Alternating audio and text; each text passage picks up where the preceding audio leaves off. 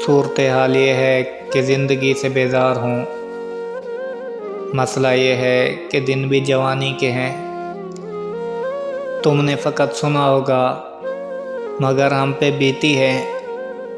मोहब्बत वो बीमारी है जो दिल का खून पीती है। फैसला तो तेरा था मेरी जान, मगर जो दिल टूटा वो मेरा था। कहते हैं कि किसी इंसान के दिल में मोहब्बत पैदा करना और उसे छोड़ देना उसे कत्ल करने के बराबर होता है।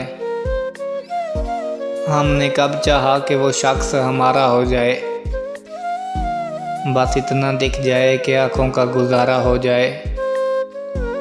तुमने जाना था और मैंने जाने दिया, इससे बड़ी वफा क्या होती है मेरी जान।